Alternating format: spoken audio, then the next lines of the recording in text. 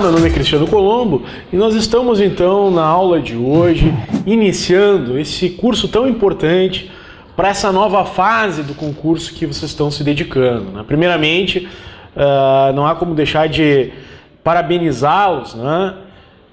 Portanto, em razão de terem vencido esta primeira etapa, uma etapa tão importante, seletiva, né? E estarem aqui com a gente, então escolhendo a Verbo Jurídico, para estar desenvolvendo um estudo pontual, um estudo objetivado, focado no concurso, né, que estão hoje aqui a buscar, né? Essa parte tão importante que é a questão dos serviços notariais registrais, algo que efetivamente, né, merece um estudo em razão da grande concorrência que assim se apresenta. Então, inicialmente, parabéns por terem vencido essa primeira etapa e agora então vamos de uma forma bastante objetiva buscar, né, essa segunda etapa, né, esta fase então que vai exigir de vocês questões dissertativas, tanto no sentido da redação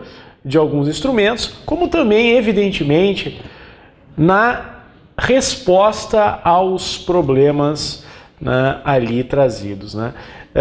Gostaria de salientar para vocês que de uma análise das provas deste mesmo patamar, né, efetivamente voltada para questões dissertativas, nós verificamos que as bancas vêm exigindo sim, não somente a redação do instrumento, né, do ato em si, mas também conhecimento aprofundado acerca dos contratos que tratam, né, bastante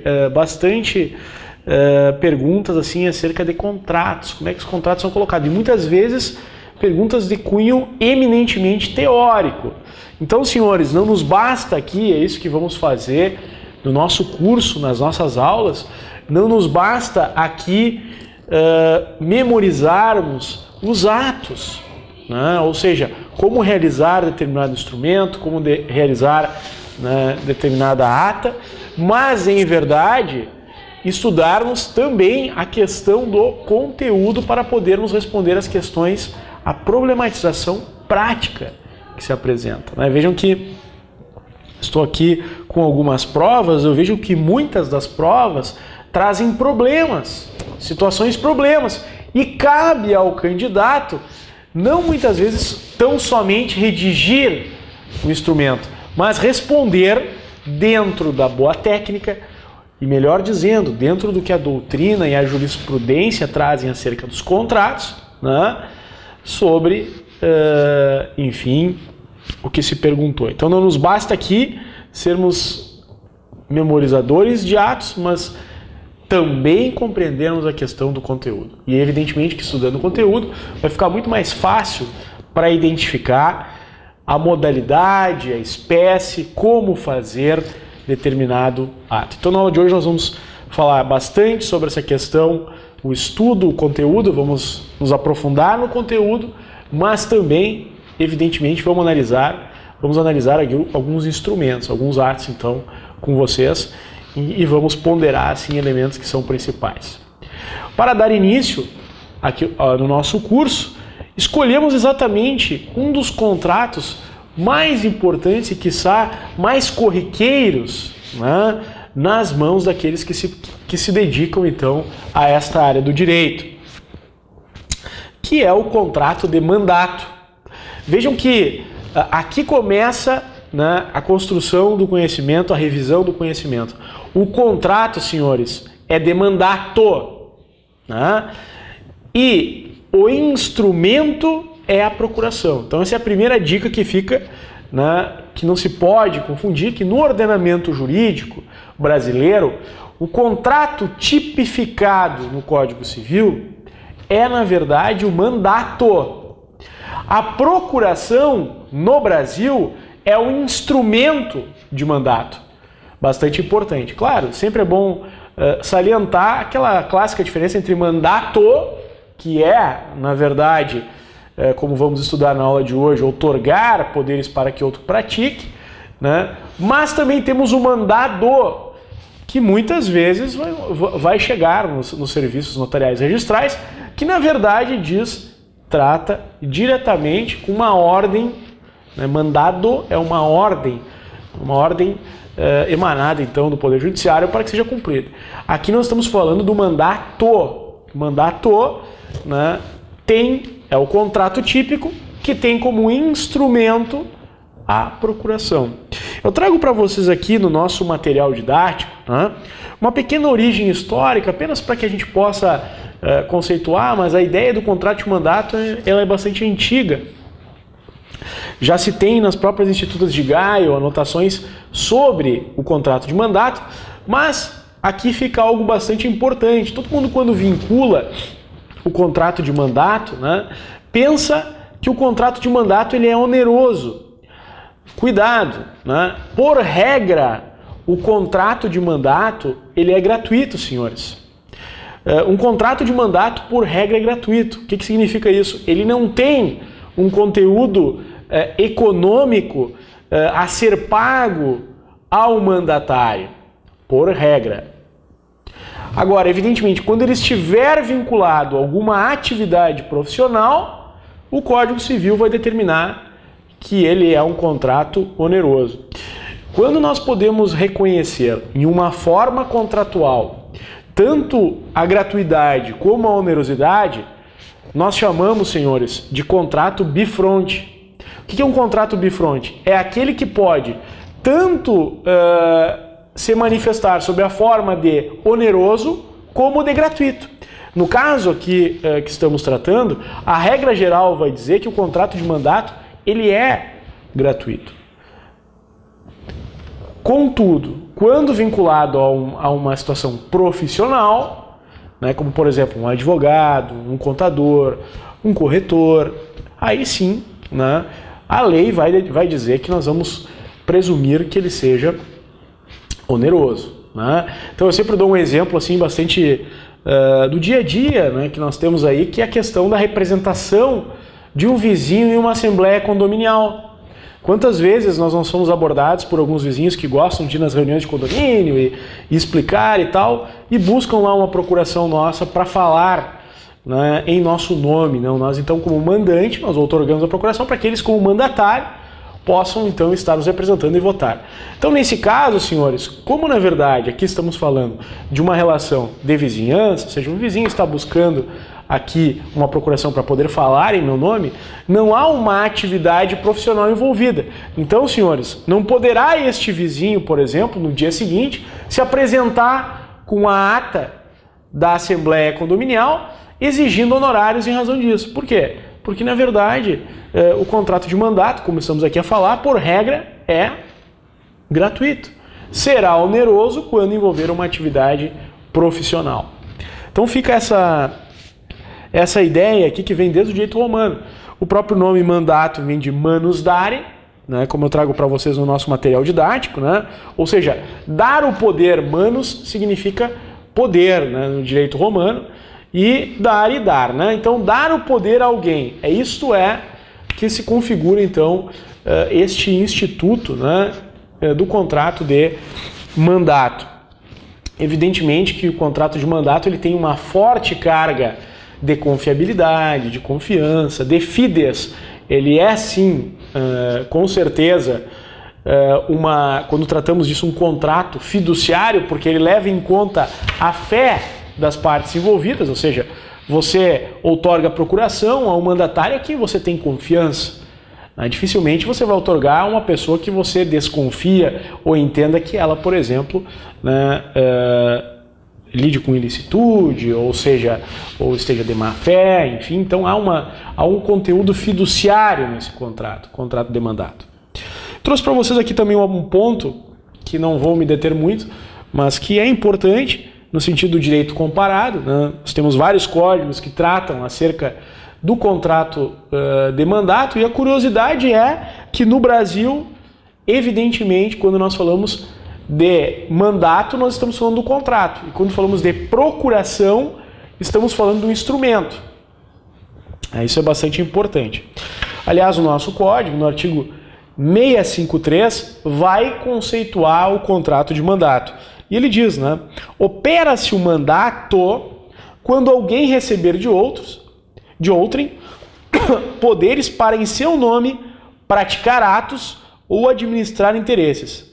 A procuração é um instrumento de mandato. Então, senhores, vejam que o próprio Código já traz essa conceituação que eu acabo de falar, no sentido do reconhecimento de que, quando tratamos do instrumento de procuração, falamos instrumento de procuração e falamos contrato de mandato, né? A corporificação disso, o instrumento será a procuração, mas a procuração ela vai estar, né, a demonstrar fisicamente um contrato, que é o contrato de mandato. Trago para vocês aqui a doutrina, né, Pablo Stolz Galiano e Rodolfo Pamplona, que vão referir exatamente isso que estou a comentar com vocês.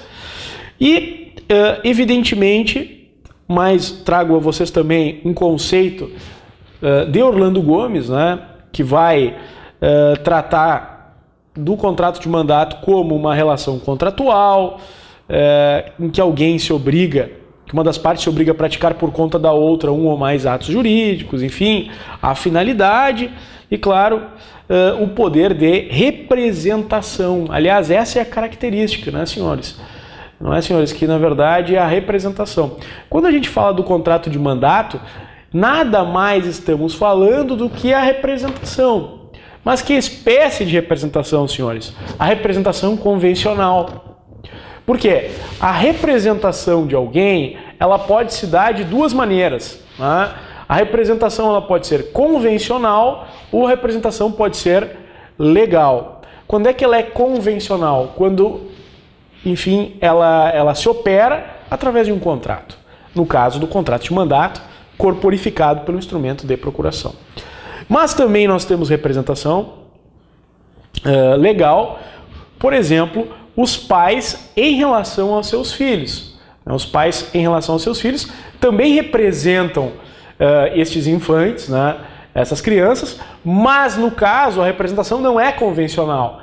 A representação ela decorre, ela é ex lege, ela é legal. Portanto, neste caso, né, não há um contrato de mandato, não. Há uma representação legal. Né? E nós temos ainda, evidentemente, claro, sem dúvida alguma, a representação judicial, que é a questão da tutela, a questão da curatela, em que alguém é nomeado para praticar determinados atos. Evidentemente que todos os poderes que a pessoa tem são conferidos, né, mediante a sentença ou mesmo a determinação da curatela provisória, inclusive com a especificação dos poderes a que este tutor ou curador possa praticar. Mas vejam, senhores, trata-se de uma representação, né, como trouxemos aqui no nosso material didático, judicial, por autorização judiciária. Então, senhores, quando estamos falando de um contrato de mandato, estamos falando, na verdade, de uma representação convencional. É importante salientar também que o mandato ele não vai ser aplicável a atos personalíssimos, né? Como, por exemplo, o ato de testar. Né? O testamento ele não pode se dar mediante instrumento de procuração, mediante contrato de mandato. Então, cuidado com alguma questão que venha trazer, por exemplo, que se alguém pode vir a realizar ou não um testamento mediante um instrumento de procuração, poderão responder que, na verdade, neste caso, por se tratar de um ato personalíssimo, né, com força na doutrina, na legislação brasileira, argumentar e aduzir que, nesse caso, não poderá ser realizado por procurador, uma vez que, né, este ato é personalíssimo, o testamento, inclusive no sentido da possibilidade de revogação. Tudo isso para evitar, né, que alguém, por exemplo, se valha do que se denomina de pacto do corvo ou pacto corvina, né, que alguém, então, esteja abusando, né, ou, na verdade, buscando um direito que não tenha, né, sobre alguém que está próximo à morte ou ainda que está com uma idade avançada. Então, isso é vedado, então, que o testamento seja feito por procurador, mas ele é um ato personalíssimo, só a própria pessoa então pode estar realizando, praticando este ato, né? Vejam que um pouco assim da questão doutrinária, acredito que é muito importante, porque como vimos nos demais concursos desse nível que o Brasil apresentou, é bastante comum, bastante corriqueiro, aliás, sempre tem uma pergunta teórica. Então, apenas vamos fazer uma revisão conceitual, né, de alguns pontos importantes deste contrato de mandato, né? Evidentemente, como eu já comentei com vocês, ele é gratuito por origem e, na verdade, por regra também, né? Sendo um contrato oneroso quando, no caso, né, em que haja uma atividade profissional, envolvida. Quando há uma atividade profissional envolvida, temos aí um contrato de mandato presumidamente oneroso, né? Então, se um advogado acaba praticando atos, né, com um instrumento de procuração, presume-se que seja oneroso. Por quê? Porque está envolvida uma atividade profissional. Agora, como eu falei para vocês, se estivermos diante de uma situação em que um ato é praticado por um vizinho numa assembleia condominial, não estamos aqui a tratar, evidentemente, de uma atividade profissional, logo, presume-se que ele venha a ser gratuito. A sua classificação pela doutrina, ele é considerado unilateral ou também bilateral imperfeito. Por quê? Porque, na verdade, quando ele é gratuito, só uma das partes acaba tendo obrigações, não é, senhores? Só uma das partes acaba tendo obrigações. Nesse caso, por exemplo, desta senhora que vai representar alguém em uma assembleia condominial, a única obrigação é do mandatário, da mandatária no caso, né? O mandante não tem obrigação alguma. Agora, evidentemente, ele será bilateral imperfeito ou unilateral quando nós estamos falando de mandato gratuito. Porque quando for se tratar de um mandato oneroso, aí é evidente, há obrigações para ambas as partes. É o que acontece, né, no mandato, por exemplo, judicial, ad judicia, né? Então, em que, na verdade, o advogado ele acaba exercendo, prestando o serviço e nele, né, através dessa procuração, acaba buscando e tendo uma atividade profissional. Por regra, ele é revogável, senhores. Então, ele pode ser revogado. E quando a gente fala de revogar, estamos falando de uma das espécies de resilição. O que é revogar, na verdade, né? Vejam que nós temos aqui duas palavrinhas que são importantes, né? Que é a revogação e a renúncia. Tanto a revogação como a renúncia, senhores, se classificam na forma de extinção contratual denominada de resilição. Quando nós tratamos de contrato, isso é muito importante, é um detalhe bastante importante que, para responder uma questão prática, pode ser decisivo. No nosso Código Civil aparece há uma palavra conclusão. Quem ler apressadamente essa palavra conclusão, ou ainda, né, quem não olhar com cuidado, pode até pensar que conclusão é extinção de contrato. Senhores, conclusão no nosso Código Civil significa celebração. Então, conclusão de um contrato significa que aquele contrato foi firmado, celebrado. Isso é muito importante. Extinção contratual é outra coisa. Como é que a extinção contratual se dá? Ela pode se dar de forma ordinária, quando, por exemplo, há o pagamento, quando, por exemplo, há o cumprimento espontâneo da obrigação, quando, por exemplo, o tempo que foi contratado se escoou, né? Tudo isso são formas, né, que nós dizemos assim ordinárias. Mas nós temos também situações como, por exemplo, a resolução contratual. Resolução contratual é uma palavra vinculada ao conceito de inadimplemento, ou seja, de descumprimento de obrigação contratual. Quando é que a gente fala que um contrato vai ser resolvido, senhores? Quando, na verdade, quando há resolução, o contrato vai ser resolvido. Quando, na verdade, estamos tratando de inadimplemento. Nós teremos ainda outra palavra bastante importante, que é a rescisão. quando na verdade temos diante de nós vícios, né, que levam, por exemplo, a uma anulabilidade, ou mesmo, em alguns casos, né, mais graves, como por exemplo a falta de representação de nulidade, né? Então vejam que anulabilidade, nulidade, isso serão causas de rescisão contratual. E ainda, aqui interessando diretamente a nossa matéria, nós teremos as causas de resilição. A resilição ela pode ser bilateral, quando as duas partes querem, pela vontade, encerrar o contrato, extinguir o contrato. Então, resilição bilateral, quando as duas partes querem extinguir o contrato, que nós também chamamos de distrato. Resilir bilateralmente seria isso. E nós temos ainda a resilição unilateral. E dentro da espécie de extinção resilição, quando tratamos da resilição unilateral, é que temos o conceito de revogação e de renúncia. Claro que sabemos nós que revogação é quando o mandatário, então, aquele que acaba recebendo os poderes, tem eles retirados pelo mandante. Então aqui vamos ter um caso de revogação. O mandante vai lá e diz, olha, eu não quero mais que o mandatário pratique atos. Então isso será uma revogação. Vamos dar um exemplo bem concreto aqui, né? A relação entre advogado e cliente, por exemplo.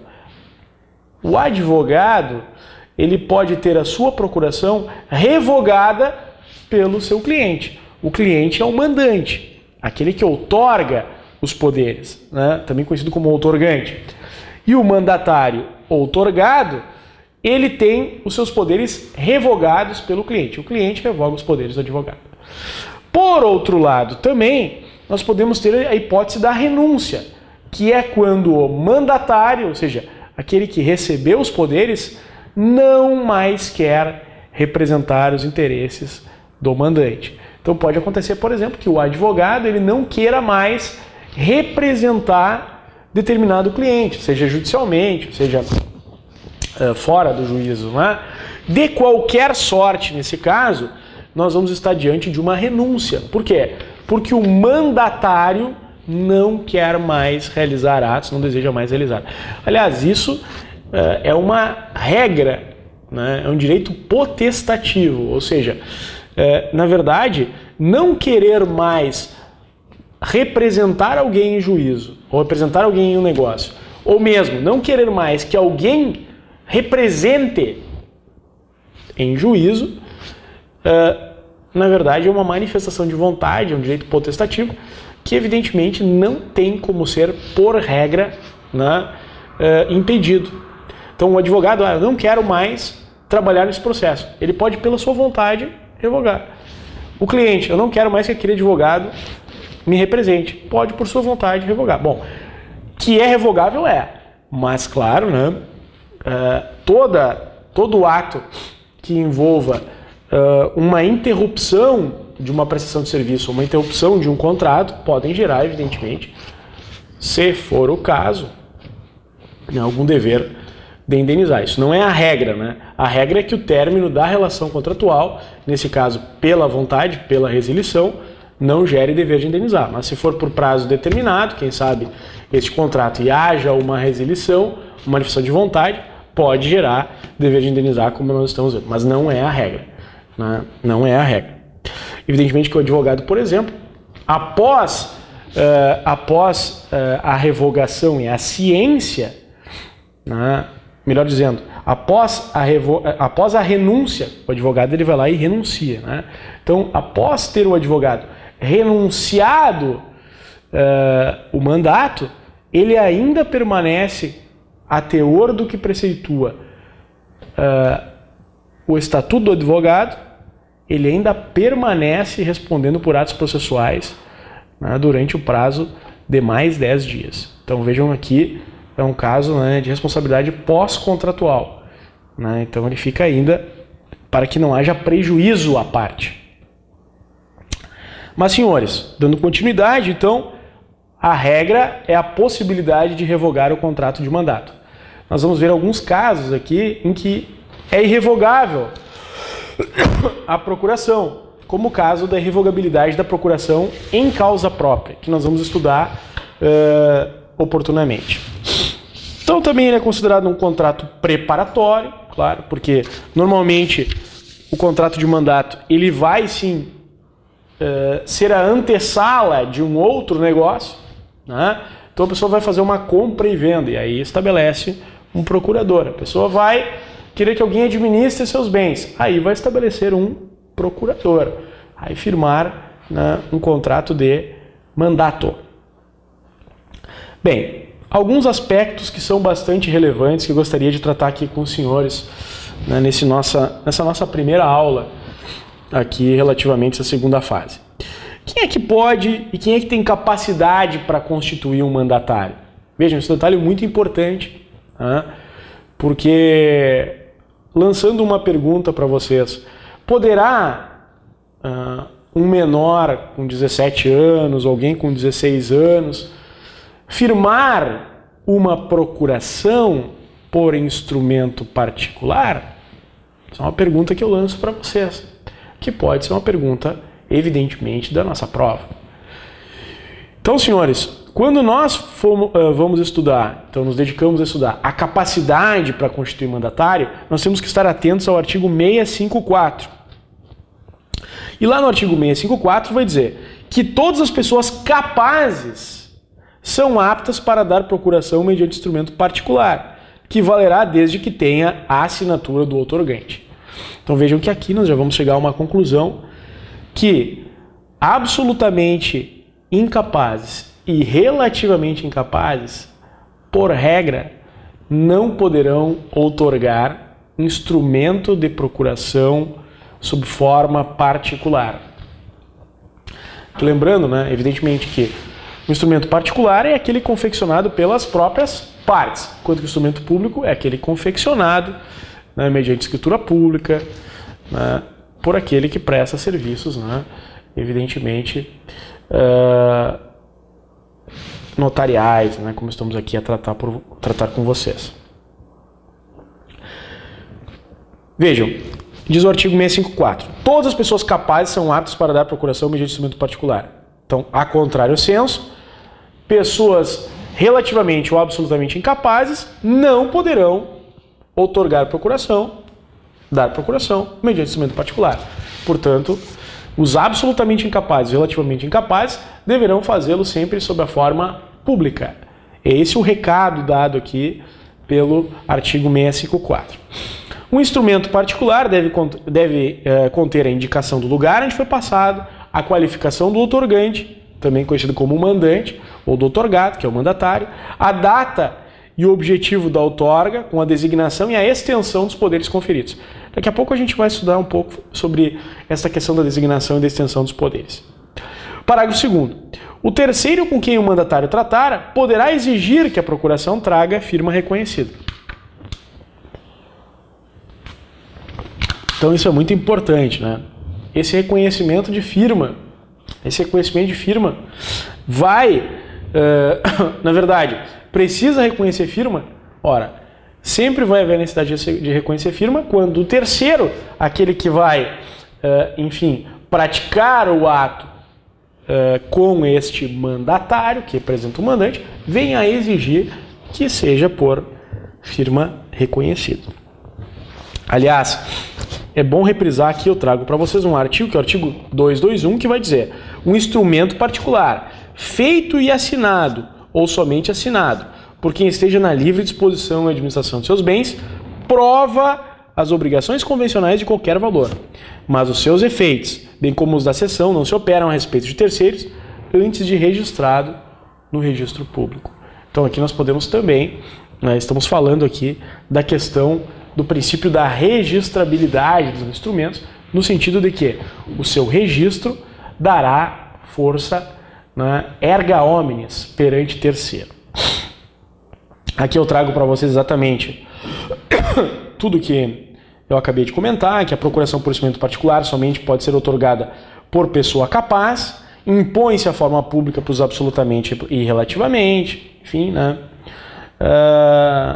Claro que essa exigência ela é aplicada às procurações ad negócio, né? porque nas procurações ad judicia nós vamos aplicar a regra do artigo 38 e mesmo um menor, né, ou seja, aquele, por exemplo, entre 16 e 18 anos, né, ou mesmo a mãe, quando vai representar este menor, vai poder fazer quando a procuração está vinculada, seja ad judicia, né, ou seja, para praticar atos judiciais. Por exemplo, aqui estamos falando uma mãe, por exemplo, que representa uma filha, a mãe que representa uma filha em instrumento de procuração para acionar alimentos contra o pai.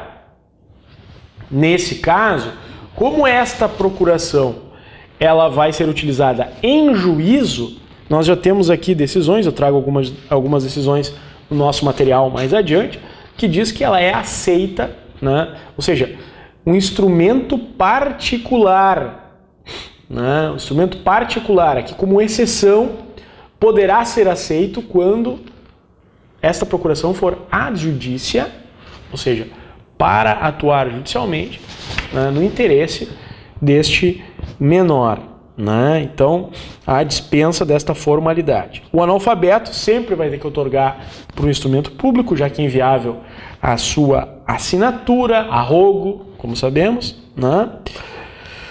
A pedido, a rogo é a pedido, né? Então, assinar alguém a rogo, né? E as exceções? Quais são as exceções que eu acabei de comentar aqui algumas, né? A possibilidade de menor de 18 anos constituir procurador para requerer suprimento judicial a fim de encaminhar o casamento. Claro, como é que ele vai buscar se a mãe dele, por exemplo, está se negando a autorizar o casamento, né? E é ela, né, portanto, que tem o seu poder familiar, né, o poder familiar para que este menor possa menor de 18, poder vir a casar. O que ele vai ter que fazer? Aqui é uma exceção, ele vai ter que assinar, né, sem a representação da mãe, porque ele vai buscar, evidentemente, o próprio suprimento judicial. É admissível também casamento por procuração firmada por menor de 18 anos, como eu estou comentando aqui, e a possibilidade do interdito firmar procuração ao advogado para impugnar a interdição, claro, né? Vamos dizer que alguém, contra ele, está sendo lançada uma série de inverdades, né, quanto a alguma doença ou patologia que esta pessoa tenha. E, na verdade, ela está sã. E o que ela faz? Ela busca um advogado para contestar a ação, né, a ação de curatela. Ela diz, não, estou com minhas faculdades mentais perfeitas, consigo compreender e tal. Ela vai ter que outorgar, evidentemente que ela pode ser provisoriamente, pode haver uma liminar nomeando um curador provisório, mas evidentemente que mesmo assim, em uma situação de curatela provisória, ele poderá, né, nomear um advogado para representá-lo em juízo, né, para impugnar essa interdição. E claro que não existindo representação, nós vamos ter aqui, dependendo do caso, hipóteses de nulidade, né, ou ainda, se estivermos tratando aqui de um relativamente incapaz, podemos até, em alguns casos aqui estarmos diante de uma anulabilidade. Vai depender aqui, nós vamos oportunamente estar analisando, né, esta situação. O que é bem da verdade é o seguinte, que quando alguém se diz procurador e não é, né, ele na verdade ele não está manifestando uma vontade e a vontade do mandante é inexistente.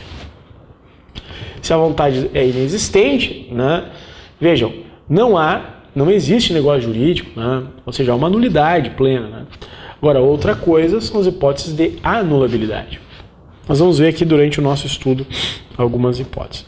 Ainda nas folhas 4, dando sequência no nosso estudo, nós vamos verificar que nos voltamos sim às questões atinentes aos cônjuges e aos imóveis. Nós não podemos esquecer, quando tratamos aqui de mandato, em especial desta confecção, dessa escritura pública de instrumento de procuração, de observar atentamente aquilo que diz o artigo 10 do Código de Processo Civil. Diz lá que o cônjuge somente necessitará do consentimento do outro para propor ações que versem sobre direitos reais e imobiliários, né?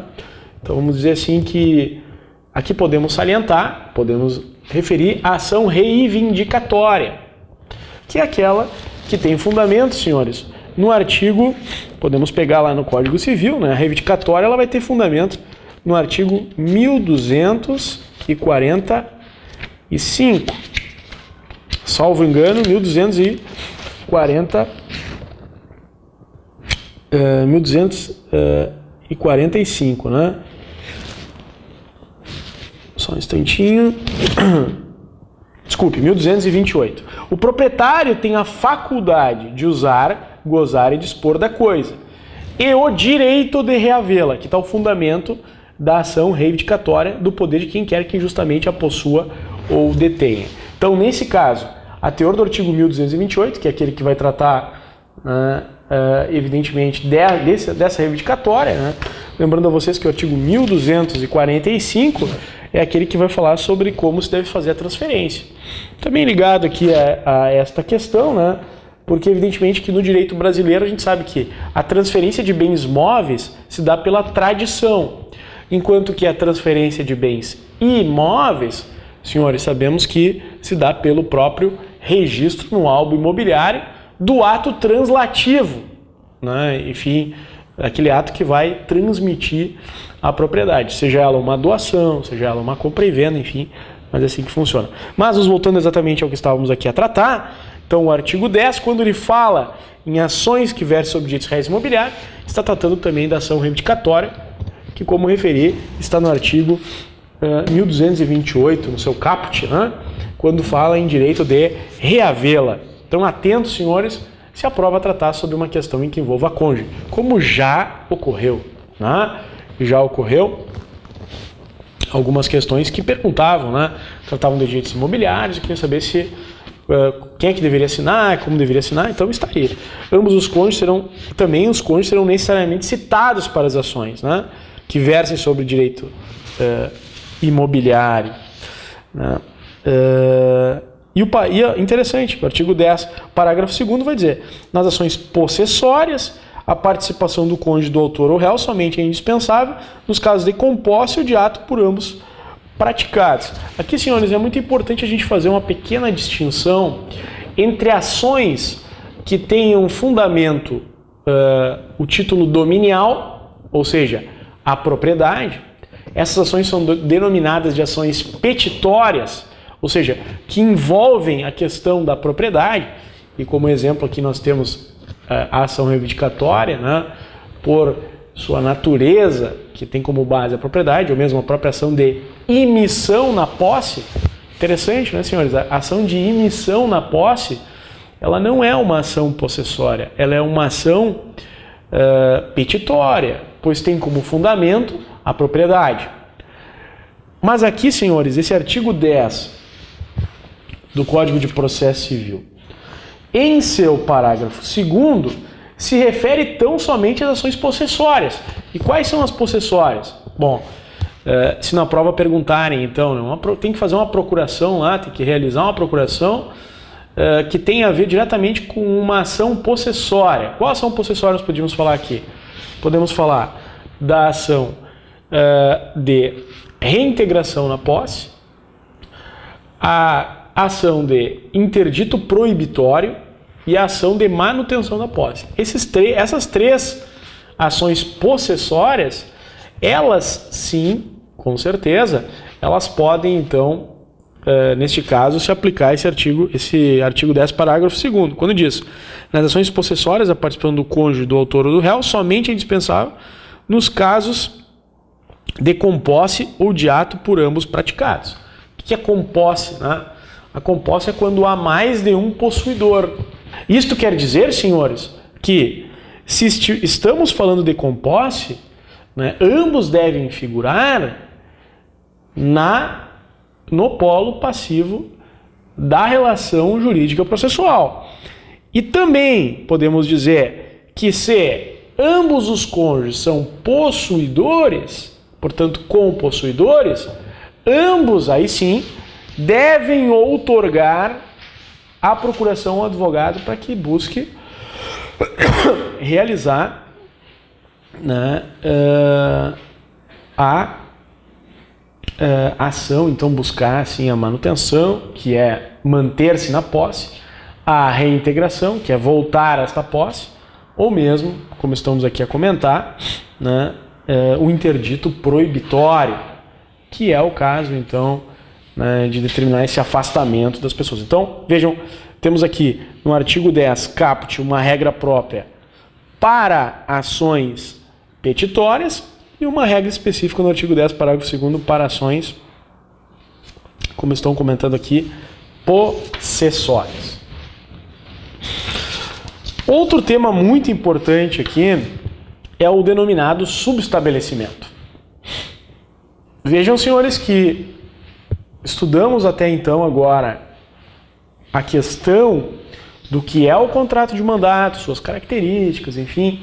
Falamos aqui também da questão do cônjuge, então a exigência desta procuração, deste contrato de mandato e desse instrumento de procuração vir firmado por ambos em casos de ações que envolvam direitos imobiliários, né, evidentemente, ou que envolvam em geral direitos imobiliários. E também estudamos que nas possessórias temos que analisar se é caso ou não de composse, né? Se for caso de composse, evidentemente ambos devem estar figurando na ação, portanto, evidentemente, se forem autores, ambos devem firmar o instrumento de procuração. Mas, senhores, vejam que o artigo 655 assim refere: ainda quando se outorgue mandato por instrumento público, pode subestabelecer-se mediante instrumento particular. Vejam, essa temática, ela é uma temática bastante interessante e, aliás, dando um exemplo assim, de inúmeras escrituras de procuração, enfim, de instrumentos analisados por nós advogados em ações judiciais, muitas vezes, não raro, nós verificamos que a procuração outorgada do cliente para, por exemplo, uma grande instituição financeira, ela é uma procuração que guarda a forma pública. Então, por que querem fazer isso? Ora, não há uma exigência de que esta procuração seja sob forma pública, mas os bancos, com a finalidade de dar maior publicidade, de dar maior fidedignidade ao documento, ao outorgarem a procuração, o fazem sob a forma pública. Acontece o seguinte: este banco que outorga esta procuração pública a um advogado, este advogado vai então contratar correspondentes em vários lugares do Brasil. E o que ele faz? Ele faz um subestabelecimento e ele não utiliza a forma pública, ele utiliza a forma particular. Ele pode sim fazer isso. Por quê? Porque não é da essência do ato, da procuração adjudícia, a sua forma pública. Então, o que acontece? O banco, ao outorgar a procuração para o advogado, por exemplo, que está sediado em São Paulo, ele, por vontade, para dar maior fidedignidade, não porque o conteúdo obriga, mas para dar fidedignidade, ele outorga uma procuração pública. Esta não é essencial ao ato. E esses advogados, por exemplo, de São Paulo, eles têm que buscar atender todo o Brasil. E o que eles fazem? Eles subestabelecem sob forma particular, sob instrumento particular. Exatamente na mesma linha do artigo 655. Ainda quando se outorgue mandato por instrumento público, pode subestabelecer-se mediante instrumento particular. Bem, até aqui tudo tranquilo, né? Mas aí vem aquele questionamento, que pode ser um questionamento que caia na prova de vocês. Tudo bem, professora, o senhor acaba de me dizer aqui, portanto, que quando o mandato é por instrumento público, eu posso subestabelecer por instrumento particular. Ok. Então vamos imaginar a seguinte hipótese. Eu sou nomeado mandatário, ou seja, eu vou representar alguém em uma venda de um bem imóvel acima de 30 salários mínimos. E recebo essa procuração por instrumento público, porque a lei determina. E agora eu estou lendo esse artigo 655 e chego à seguinte conclusão. Se eu não puder ir, eu posso subestabelecer alguém. Eu posso subestabelecer por instrumento particular. É isso? Errado. Por quê? Porque como eu salientei durante a minha exposição, quando a forma, o conteúdo que for tratado, ele não exige a forma pública, mas ele é feito por forma pública, o subestabelecimento pode ser dado por instrumento particular. Mas agora, quando é da essência do ato a forma pública, o subestabelecimento também deve se dar por forma pública. Então, o caso, por exemplo, da compra e venda de bens imóveis. Quando você representa alguém em uma compra e venda de bens imóveis, evidentemente, se você não puder ir, tiver que subestabelecer, vai ter que subestabelecer por instrumento público também. É o que diz aqui o enunciado número 182 da terceira jornada de Direito Civil da Justiça Federal, que eu trago aqui para vocês, né? O mandato otorgado por instrumento público previsto no artigo 655 somente admite estabelecimento por instrumento particular quando a forma pública for facultativa e não integrar a substância do ato, que é exatamente o caso, como nós estávamos aqui a comentar, dos bancos que acabam otorgando para os seus advogados, né, por instrumento público, mas eles, ao subestabelecerem, o fazem sob a forma particular, com fundamento no artigo 655. Esse subestabelecimento, senhores, ele pode ter duas formas. Conhecemos que ele pode ser com reservas e sem reserva.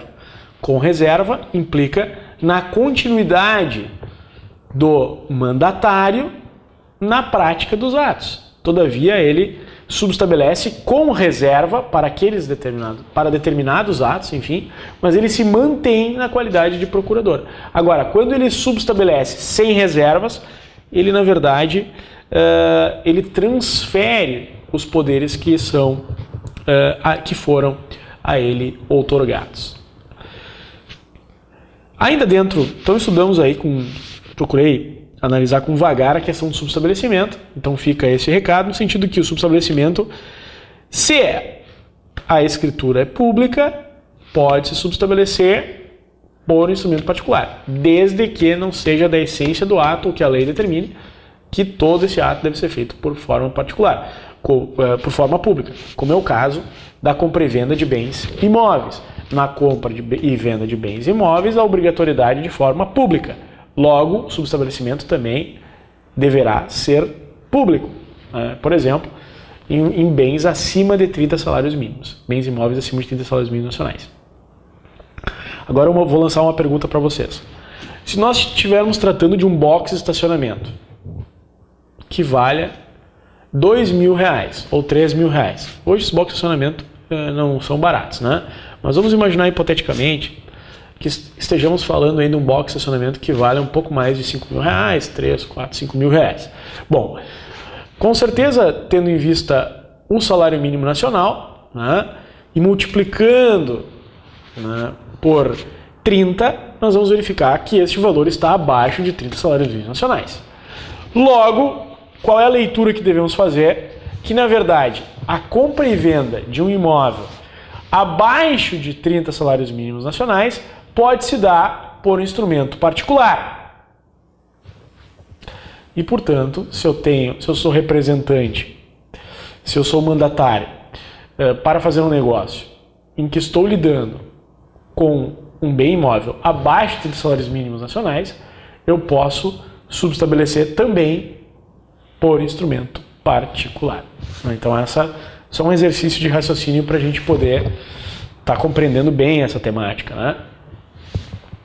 Quando o imóvel é abaixo de 30 salários mínimos, posso fazer por instrumento particular.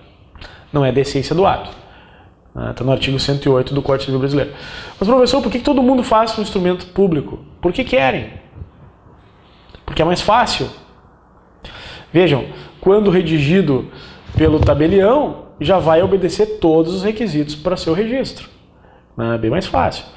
Provavelmente potencializa muito mais a possibilidade de impugnação desse registro se feito mediante instrumento particular. Então as pessoas optam muitas vezes por buscar o instrumento público, ainda que o bem seja abaixo de 30 salários mínimos nacionais. Aqui eu trago uma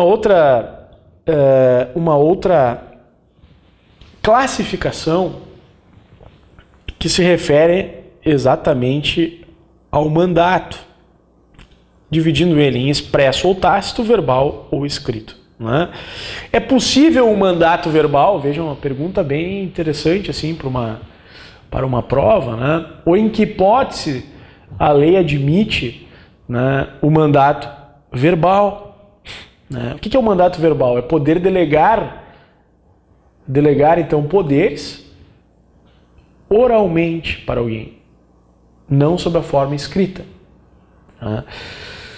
O exemplo que eu trago para vocês no nosso material, nós temos inclusive ad judicia, ou seja, judicialmente, inclusive nós temos na lei dos juizados, na lei 9.099 de 95, a possibilidade, né, de oralmente se manifestar, outorgando poderes para um advogado, através de um princípio que o juizado especial utiliza, que é o princípio da oralidade. Né? Então pode-se delegar poderes através da palavra falada.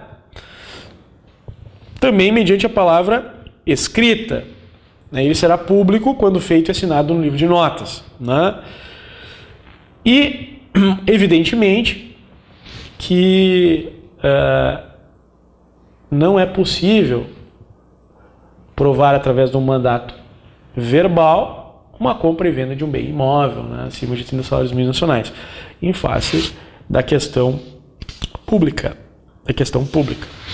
E ainda há também um dispositivo no direito de prova, basicamente no capítulo das provas, portanto, aí fazendo referência ao Código de Processo Civil, mas agora voltando ao Código Civil, no artigo 227 vai dizer: salvo os casos expressos, a prova exclusivamente testemunhal só se admite nos negócios cujo valor não ultrapasse o décuplo do maior salário mínimo vigente no país ao tempo em que forem celebrados. Então, uma prova exclusivamente testemunhal em caso de negócios jurídicos não é admitido quando ultrapassar o décuplo, né, do salário mínimo nacional. Então, vejam que em questões imobiliárias isso facilmente é, né, ultrapassado. Bem, também nós podemos aqui estar falando dos atos judiciais, né, que se utiliza através de procuração. Nós temos aqui a procuração apud acta, que é aquela, como eu comentei com vocês, que é outorgada no próprio ato judicial, na própria ata, né? Então, na ata ali da audiência, o juiz já nomeia o advogado, né? E temos também a procuração de rato, bem importante, né? Procuração de rato é a procuração mediante ratificação posterior. Nós temos isso muito presente, né, no dia a dia judicial. Né? Muitas vezes o advogado ele é contratado rapidamente tal, e acaba ingressando no recinto da sala de audiência e ainda não tem consigo um documento escrito, um instrumento, então, que é o instrumento de procuração firmado. Mas ele requer um prazo aí de, enfim, 15 dias, podendo ser estendido para mais 15, nos termos do Código de Processo Civil, para a juntada. E a procuração de rato vai ser a procuração de ratificação. Muitas vezes também pode acontecer de alguém ter uma procuração, mas não ter aquele poder específico para realizar, e praticou aquele ato. E aí vem, em um segundo momento, a procuração de rato, de ratificação, ratificando, né, veja o que é ratificar, reforçando os atos que foram aplicados, né, anteriormente. Então isso é bastante importante, a diferença entre a procuração apud acta, que é aquele em que no próprio ato judicial são otorgados os poderes, e a procuração de rato, que é mediante ratificação, como vocês têm aí no nosso material didático que foi disponibilizado. Na verdade, nós temos aqui um artigo 657, que nós já estudamos, que diz: a outorga do mandato está sujeita à forma exigida por lei para o ato a ser praticado. Não se admite mandato verbal quando o ato deva ser celebrado por escrito. Situação já aqui analisada por nós. Evidentemente, a compra e venda de bens imóveis acima de 30 salários mínimos exige a forma pública. Logo, a procuração também vai exigir. Aqui outro ponto já analisado por nós, a questão da gratuidade. Então, cuidado com questões que venham a perquiri-los acerca da classificação do mandato. Porque muitas vezes pode vir lá uma situação que não envolve uma atividade profissional, e vocês vão ter que dizer que esse contrato, quando não envolve atividade profissional, ele é um contrato de natureza gratuita. Agora, quando envolver, aí sim nós vamos estar diante disso. A aceitação do mandato. Sempre digo aos meus alunos, quantas assinaturas tem num instrumento de procuração? Essa é uma pergunta boa. Quando tem um outorgante só, olha, normalmente só vai firmar o outorgante. O outorgante firma a procuração. Logo, se só ele é quem firma a procuração, haverá apenas uma assinatura. E neste caso, como é que nós comprovamos que o contrato de mandato existe? Através, por exemplo, na advocacia, do contrato de honorários, de prestação de serviços em que são estabelecidos os honorários. Agora, se não tiver esse contrato, olha, eu posso aqui firmar uma procuração apontando qualquer advogado nesse país, mesmo sem que ele saiba. Então, claro que esse contrato só vai ser considerado aceito quando for expressamente aceito através de um contrato de prestação de serviço, mas também pode se dar através de uma forma tácita, que é o advogado tendo em suas mãos o contrato de mandato e também o instrumento de procuração e juntando ele nos autos e a partir daí praticando atos. Então vejam que nesta primeira parte da nossa aula, então, senhores, o que nós buscamos fazer? Está analisando o conceito, é muito importante a gente estar trabalhando com essa questão conceitual, identificando sua origem histórica, uma breve passagem pelo direito comparado, e já buscamos aqui procurar referir, então, estabelecer, então, uma classificação acerca deste mandato. Então já fizemos isso. De alguma maneira, já estamos apresentando aí a classificação, que pode ser exigida de vocês, então, na avaliação, neste concurso que está já na sua segunda fase, reiterando essa parabenização pelo sucesso na primeira fase. Mas vejam, vamos agora, então, ir diretamente no material didático de vocês vão receber, já tem consigo aí este modelo, um modelo que tem como base, temos que referir aqui um manual de Carlos Alberto Mota, então, que vai trazer a procuração com poderes ad judicia. Então, senhores, nós vamos estudar agora, vamos ver assim um caso prático. Vejam que nós tratamos até agora, evidentemente, de procurações, classificamos elas e tal, e falamos da procuração ad judicia, que é aquela em juízo. E agora nós vamos estudar os poderes que devam ter nela, os poderes que devem estar presentes, então, nesta procuração. Eu trago para vocês no material, então vocês vão ver que está escrito ali, procuração bastante que faz, Então ali você vai colocar o nome do outorgante na forma abaixo, Então diz lá, saibam, daí etc., que compareceu como outorgante o fulano de tal, Quem é o outorgante? É o mandante, é aquele que vai transferir os poderes que ele tem para alguém, esse é o mandante, E aí vem mais, devidamente identificado e qualificado por mim, 3 pontinhos, o nome, escrevente contratado. E assim, pelo outorgante, me foi dito que por este público instrumento de procuração, claro, porque confeccionado então, por um oficial, então vejam que aqui é muito importante isso, Esta é a grande característica confeccionado, portanto, por um tabelião, que vai dizer,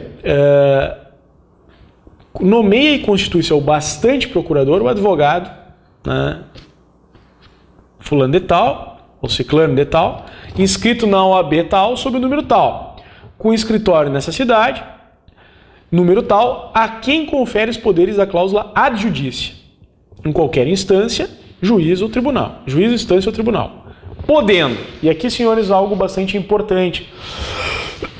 Quando os senhores forem confeccionar, lavrar uma escritura pública de procuração com poderes ad judicia, devem saber os senhores que, na verdade, nós temos no Código de Processo Civil, eu gostaria que vocês, se pudessem, já estar com ele em mãos, Código de Processo Civil, peguem lá o artigo, vamos lá para o artigo 36 do CPC.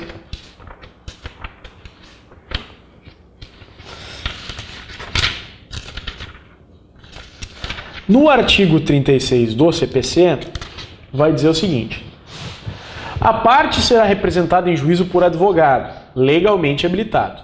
Será lícito, no entanto, postular em causa própria, quando tiver habilitação legal ou não, atendo, no caso de falta de advogado no lugar, ou recusa ou impedimento dos que houver. Então o 36 vai tratar sobre isso. O que diz o 37? Sem instrumento de mandato, o advogado não será admitido a procurar em juízo. Então ele precisa desse instrumento, essa procuração ad judicia. Poderá, todavia, em nome da parte, intentar ação a fim de evitar decadência ou prescrição. Então, se o advogado, por exemplo, está no último dia para ajuizar uma determinada ação, que pode decair ou ainda prescrever, né? Pode decair ou prescrever, ele pode sim praticar os atos que são reputados urgentes. Então, uma ação de cobrança é o último dia para ingressar com a ação e o cliente ainda não trouxe o instrumento de procuração. Ele pode ajuizar a demanda sem esse instrumento, né? E evidentemente que nesse caso ele vai exigir, ele vai acabar tendo que exibir este mandato no prazo de 15 dias, prorrogável por mais 15 dias, no caso, por despacho do juiz. E importantíssimo, se ele praticou atos e não junta depois da procuração neste prazo apontado, a situação a ser aplicada, senhores, é que estes atos são considerados inexistentes. Nós podemos dizer que essa expressão inexistente, para esta possibilidade, ela é uma das únicas situações que no direito brasileiro se usa essa palavra inexistente. Nós utilizamos nulidade, anulabilidade, enfim, ineficácia, mas inexistência aqui é uma das únicas no direito brasileiro que vai ser considerado. Os atos praticados pelo advogado que não tem procuração e depois não ratifica esses atos, ou seja, não junta a procuração posterior, são considerados inexistentes. E aqui, senhores, o artigo 38. Esse artigo 38 eu vou trabalhar com vagar aqui para a gente poder, né, potencializar isso. O artigo 38 diz: a procuração geral para o foro, conferida por instrumento público ou particular assinado pela parte, então, tanto posso utilizar na procuração de judícia a forma pública como a forma particular, habilita o advogado a praticar todos os atos do processo, salvo para receber a citação inicial. Então, por exemplo, se ele está, por exemplo, defendendo em juízo um réu, e o réu ainda não foi citado, e ele quer dar-se por citado, obrigatoriamente para dar-se por citado, há que constar a palavra receber a citação inicial. Receber a citação inicial, então, é o que vai angularizar a relação processual. Então ele vai lá, em nome do réu, antes mesmo dessa notificação retornar, vai lá e se dá por citado. Confessar, o instituto da confissão, reconhecer a procedência do pedido, dizer que, na verdade, o autor está correto, se ele for réu, transigir, que é fazer acordos, desistir, que é desistir da demanda, renunciar ao direito pelo que se funda a ação, receber e dar quitação e firmar compromisso. Aqui, senhores, firmar compromisso significa estabelecer a arbitragem. A cláusula, poder firmar uma cláusula denominada de cláusula compromissória, nos termos da lei da arbitragem. Então vejam, o que vai acontecer? Por exemplo, um advogado que não tem um poder específico, por exemplo, para receber, ele não consegue levantar alvarás no fórum. Por quê? Porque receber é um poder específico. Um advogado que, por exemplo, não tem a palavrinha transigir no seu instrumento de procuração, ele não consegue fazer conciliação em acordo. Ele precisa dessa. Um advogado que não tem a palavrinha desistir, se ele for desistir da ação, ele tem que se manifestar com a assinatura do cliente junto. Então, senhores, nesse nosso modelo de procuração com poderes da justiça, eu trago para vocês exatamente a transcrição desses poderes. E também, ali eu coloco transigir, confessar, dar, receber dictação, ratificar e praticar, enfim, todos os atos demais, todos os demais atos necessários ao bom desempenho desse mandato, inclusive subestabelecer. É importante constar o subestabelecer aqui, nós vamos ver daqui a pouco, porque na medida em que o cliente autoriza o subestabelecimento, a responsabilidade do advogado se atenua. Nós vamos ver daqui a pouco. Assim eu disse e me pediu lavrar nessas notas, instrumento que foi lido em voz alta e achado conforme aceita e assim. Então, esse modelo que eu trago para vocês, né, ele é um modelo que vai contemplar a procuração com poderes ad judicia, principalmente, senhor, estando atento a esse artigo 38 do Código de Processo Civil. Vamos dar uma paradinha e nós já voltamos daqui a pouco no segundo bloco da nossa aula. Obrigado.